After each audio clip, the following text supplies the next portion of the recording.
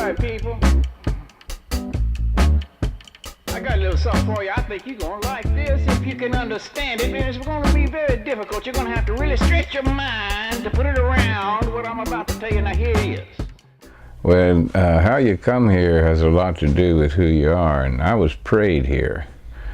My mother likely died giving birth to my older brother, and she waited 5 years, and she decided she had to have a child again, and the doctor told her, said, Louise, either you're going to die, the baby's going to die, or you're both going to die. Now, why do you insist on doing this? She says, because the Lord has told me. And, the doctor says, okay. So she prayed for the conception and prayed the whole time during the birth. And I had to be little. That was the whole thing. I had to be small because she was a little woman. And my older brother developed real big, so she would do novenas and fast. Anyhow, I came here and I couldn't stay in my body. I had childhood epilepsy. I was just, I'm getting out of here. I was prayed here. I'm going home. And my dad, who was the Cherokee, we were living right next to Love Field, so he decided, well, that's what it is. It's all these power lines. So he wanted to move away from the power lines like most Indians. And he went out to Irving, and as soon as I got out there, he bought me a Indian paint pony. I think it was for my 5th birthday. Yeah, 45. Yeah. And, no, 4th birthday, because it's 49. And I didn't have epilepsy after that. So for all through grade school, I was piano and singing. That was my deal. And when I started into high school, I noticed that everybody was hip on the guitars because the only guy that was playing piano was Jerry Lee Lewis, and I couldn't do all of that. So I decided I'd get a mandolin, and I could go down to Deep Ellum in Dallas, and my mom would get me stuff because that was the hawk shops, and you could get stuff cheap. I remember when I was in high school, I got myself a bowler hat and a little cane because I liked Pat Masterson to go to the speech tournaments, when you could style out. And at that time still, I was getting more towards folk, but blues, because in my high school, the big thing was blues. We were collecting John Lee Hooker, Lead Belly, Lightning Hopkins, these guys. So that was my high school music heroes, were those guys. And so I learned to play the blues by listening to those guys. And my first blues gig was after I got out of high school and into college. Performed at the campus coffee shop, and also I would go to a coffee shop called the Rubaiyat. And the owner there liked me a lot, especially I had my friend Papaw played with me, and we would play blues, and if we played Gone Fishing, he would give me a half-gallon of wine to last me for the evening, and that was my first professional gig because I was getting paid a half-gallon of wine. And as that rolled through in college, also it was like 65, they were shooting Bonnie and Clyde in Dallas, and I got to hang out with Michael Pollard. We became really fast friends because he was always looking for weed or, acid or stuff, And so when they were getting ready to have the rap party, I had what we called a salt and pepper psychedelic soul group. I had a black lead singer who played lead guitar, his little brother was the bass player, had a white drummer, and me. And we called ourselves 2187. And we played the rap party. I remember we were playing Baby Please Don't Go and Gene Hackman's Baby Please. Warren Beatty, everybody loved us. So when they went back out to the coast, Michael said, man, you ought to bring your group out here. You come out first and I'll show you around, and then I'll hook you up. And sure enough, around 66, I went out there. It was my 21st birthday, and there was a Yaqui medicine man because the town was Carlos Castanedaville at that time. And he took me on my first vision quest and gave me the name Go On and Try, which is GOAT. And then I finally got another chance, and I formed a group and was all the way up to New York. I had backing for the group. I had the best studio in Texas, Robin Hood Brian Ricardo, and he recorded it, and it was flamenco blues. That was going to be my new thing, because I had a flamenco guitar player, Mario DeBow, who was a friend of mine. So every time it would go to the blues, you'd hear the blues notes, but then over it would be the flamenco notes. It was really cool.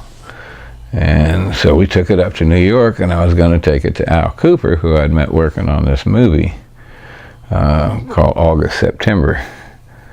And we were part of his group in the movie, and Al and I got to talking, and we would, I'd come to New York periodically, bring him things, he would give me stuff. I brought him Take Another Little Piece of My Heart when it was out by Aretha's sister. And he goes, ooh, I'm going to give this to Janis. Janis Joplin took it and went, bow. So I was going to bring it up there to him. And my brother got real mad. No, you're not. And then we had photographer Linda Eastman, who was just getting ready to fly across the channel to meet Paul McCartney for the first time, wanted to be the photographer for the group. No, she's not. So my little brother just totally quashed that deal. Andy Warhol was speaking at the commencement for Rhode Island School of Design. My brother went there. Andy came to a party afterwards, and I showed him this picture up here, the top one, which is a portrait I did of Andy, and he was so impressed with it. He said, I want you to come to the factory, and he gave me the factory phone number, and then he signed the back of it. And I said, I want you to design posters for me. So I'm going, well, okay. And so I started designing posters for him that he really liked. And then he said, more color. I said, well, the whole thing is that I do black, white shades of gray. He says, but can you make them a little more 1930s modern? And I did my best, and then finally I said, okay, if you want me to do all this, you're going to have to pay me. And so he says, oh, okay. And he writes me a check for $100. And everybody's telling me, you ought to save that check. It's worth more just with his signature on it. I said, yeah, right. I'm getting the fuck out of here.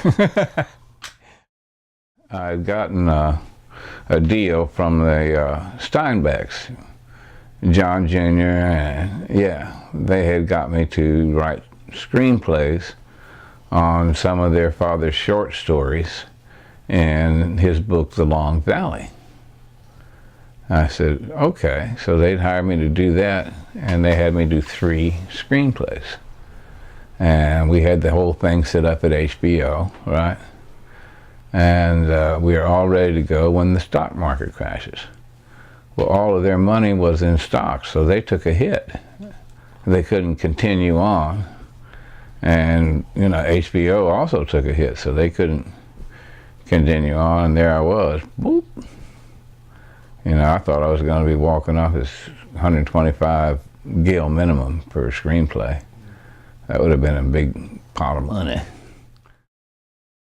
Back to New York with Sharon after we'd made her son a star. Because Karen got him this audition for Something Wicked This Way Comes, and he got the part.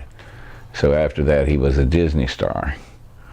So she went back across the country, and we wound up back in New York, and I was like, okay, I'll go back here, now what do I do? And I started talking to my friends, and my brother came along, Kit, and he introduced me to Brian Kelly. And Brian said he would give me all the equipment, time, he would help shoot the piece.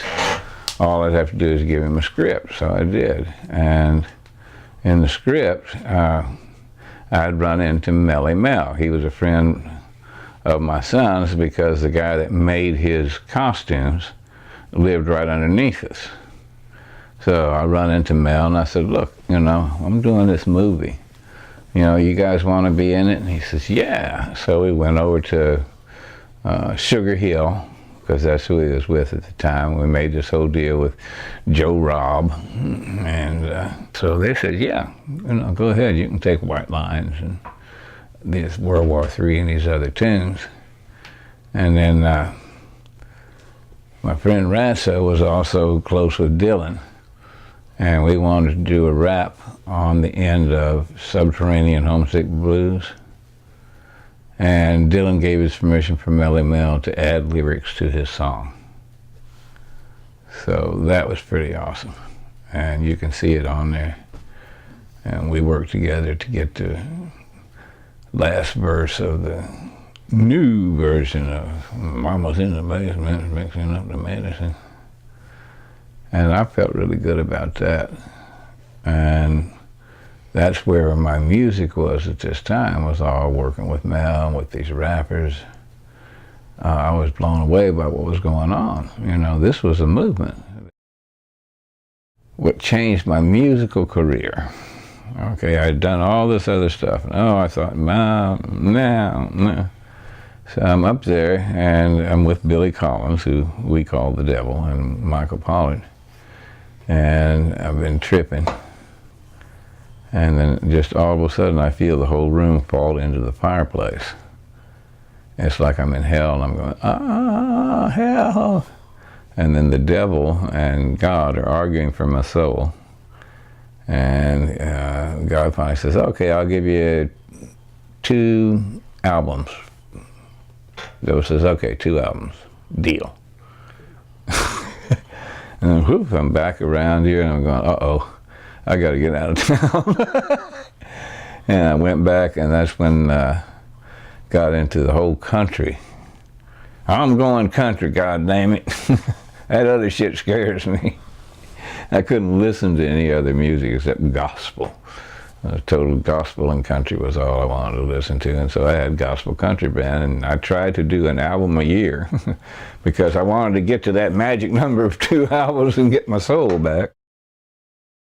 I turned to country music, and that's when I was doing country blues. I was able to, because Rocky Hill, Dusty's brother, hooked me up with a gig at the Attic Window where we would open for Lightning Hopkins, and I had a nice little group. It had a 4-girl chorus. I had a trumpet player, I had a bass, and it was good. And brought the kids down and everything, and that's where Lightning Hopkins tipped his hat to me after I'd done some pretty awesome notes on the harmonica, backing him up while he was on piano. Highlight of my music career right there, because I was Mr. Blues, and then Mr. Blues himself takes his hat off to me. 92, I ran for president. 93, I was with Greenpeace, and I was doing healings down in Florida and playing music. And then 94, I came up here, and that's when it was. And at that time that I came here, I started having visions. And I had 2 very powerful visions that sort of laid out what I would do here. And I was very impressed by the Mardi Gras Indians. And I had friends that were leading ghost dance at the time, medicine men. And I said, you know, these guys came about the same time and they are under the same prescriptions, and every year they make a magic suit. I think these guys are ghost dancing in a way. And this is their way of doing it. I would like to get them an invitation to a ghost dance. And I mentioned this, and the Smiley Ricks left me a note at Snake and Jake saying, you need to call Tootie Montana, and this is his phone number.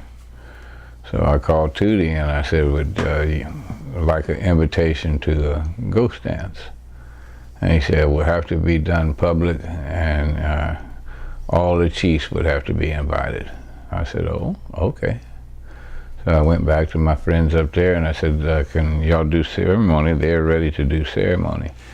And he said, well, you know, I'm going to pray on it. So he did fast and pray for 4 days. And the end of it, he was watching, see, they laid tobacco out in the 4 directions, you know, white, yellow, black, and red.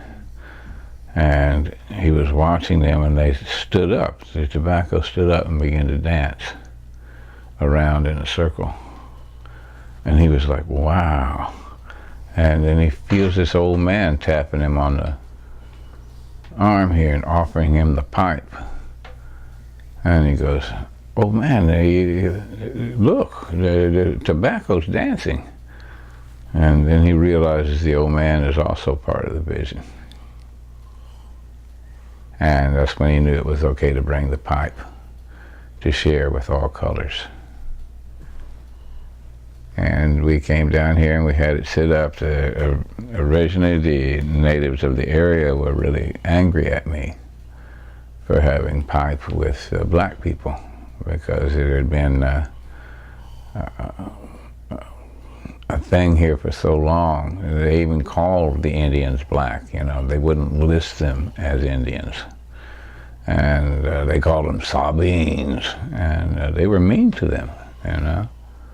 My friend Greyhawk was beaten up by these assholes because he was Sabine. You know, he went back and took each one of them down one at a time, but you know, it was ugly, and I didn't understand that when I came in. I just knew from my visions that I had to do this. And we went ahead and we did the ceremony, and we shared the pipe with God. Hundreds of people that day, because everybody from everywhere showed up. Every other face showed up. Congo Square. We did the ceremony in what they call the Poets' Grove now, because we do ceremony on the earth and under the sky, not on rocks. So it's a pretty amazing ceremony. And the next day it was announced the white buffalo was born. Willie Nelson was coming to town for Farm Aid. I think it's 7. I've still got the cup over there. And got a hold of Willie, and Willie Nelson, we went to the city council to get White Buffalo Day declared, and you know, with Willie behind me, they agreed. And I wrote the proclamation up, and they were going to deliver the proclamation at Farm Aid. Please don't take my sunshine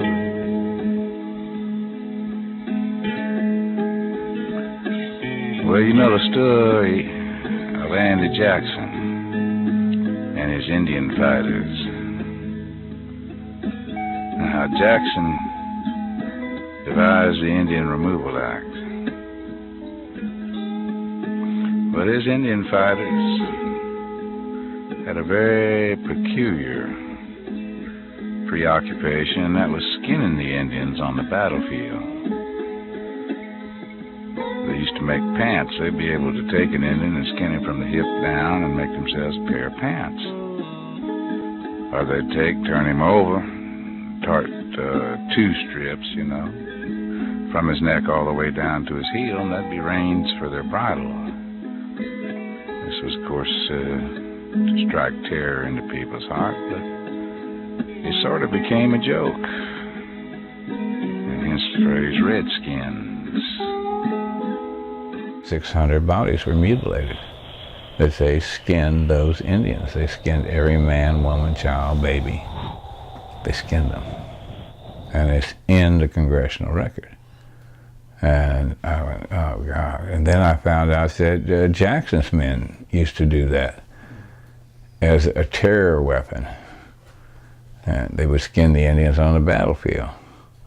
And they'd ride back to town. Oh, here comes Jackson's men wearing them redskins. Ah, hoo, hoo, like jiggy. You know, I mean, people were that ignorant, you know, and they became fashionable. You know, things made from Indian body parts became Indian tit tobacco pouch. was highly prized. I even saw one in the Texas Ranger Museum in Waco. I mean, they were everywhere. And they were high priced at the time. So that's why I wrote the song after doing that, and I combined it with my mom's favorite song, You Are My Sunshine. So that's how that song came about. I was challenged by the Mohawk Princess to write a song about the genocide. And she loved it. Orville's always loved it. He said it's the best song I ever wrote. People are scared. I mean, I've even sent it to Indian activists, and they won't touch it. You know, well, if that's true, yeah, it's true. Go look in the Congressional Record, and the first time that I played it was on John Sinclair's show here in New Orleans, the New Orleans Music Show. And people were pulling off the road crying. They called me while I was there. And John was doing a show up in Washington, D.C. at the time. So he wanted to take the Redskins up there and all the backup.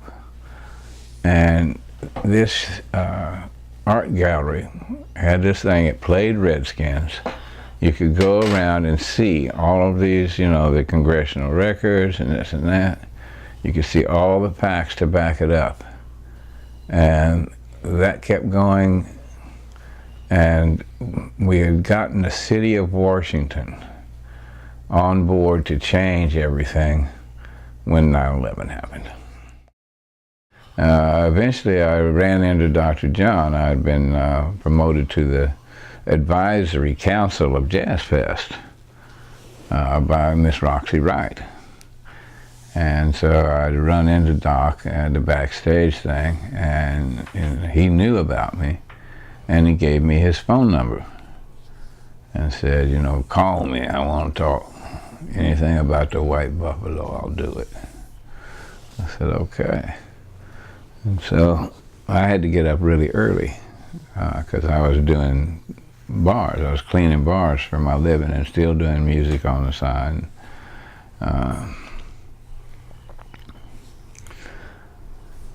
I'd call him in the morning and I'd leave him some kind of words, you know, whatever. And Doc, da-da-da-da-da-da. So, but he never would call me back. So I went saw him again. I think he was playing Tipitinas. And he said, why you stop giving me them words? I said, well, you didn't call back. I don't have to call you back. You keep giving me them words. I like your words.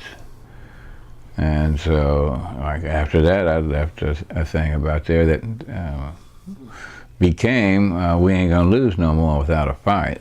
And it's on the Voices of the Wetlands album. And Doc and Cyril and I put that together. I wrote the lyrics, and I had all these lyrics.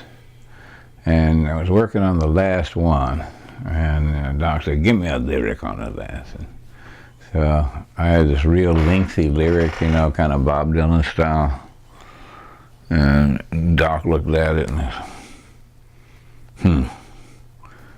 all right, all I need is this and this. You can take the rest of this and wipe your ass with it. Because that president gave his word, ain't nothing more been heard. Saving the wetlands in Iraq, I want my goddamn money back. Yeah, we ain't gonna lose no more without a fight. And he called me up right after I got to Austin, and he said, you got any words for me? I said, this is all I got so far. It's like, brother, let me just say this before we go much further. She didn't die a natural death. New Orleans was murdered. All right, I like that. And so he would open every show after that. As my friend Reverend Carson said, New Orleans didn't die a natural death. New Orleans was murdered. He was on the road, and so I got a hold of my friend Jude Johnstone, who's an incredible singer-songwriter. And she had a studio in her house, and we started working on the tune together. And, you know, she said, okay, I got enough. So she came back. The bodies were still on the streets of New Orleans. They hadn't picked the bodies up yet. And we had the song on a disc, and Maury Povich was up there interviewing Kinky because he was running for governor. And I gave him a copy of the tune and asked him what he thought about what was going on down in New Orleans, because it was still creepy. And he was just like shaking his head, you know. It's like no one understood what Bush did there, why he did it. You know, it was just flabbergasted everybody. Stacked these people up like they're on a slave ship. What's wrong with y'all? You know, and I had to speak afterwards to the children, because everybody was going, New Orleans deserved it, and there was all those abortions, you know, and that hurricane looked just like an embryo. Oh, shut the fuck off. I said, you know, God didn't knock that levee down. Bush knocked the levee down, children. God ripped the top off the Superdome so y'all would have at least some fresh air to breathe, because they had no electricity. That means no air conditioning. So I said, God looked out for y'all. You know, Bush and his people didn't. You know, that barge run through that levee. That's what the hell happened. You know, talking about a big flood. It happened under a blue sky. You know, I wrote a whole song because Doc and I were talking about it. So that was one of the songs that didn't get on the album, but it was pretty powerful. It's called Under a Blue Sky, because everything happened under a blue sky. We knew that we were nominated. I didn't expect us to win because it's a really controversial album. I mean, we came out and said it, you know, more than once. Called George Bush a bitch. You know, I didn't think that was lie, but it did. You know, and Doc was on the road. He wasn't going to come in if they weren't going to let him play a tune. So he said, I don't play, I don't go. And so it was people from the record company that accepted the award. Well, I've come more and more to consider myself a healer.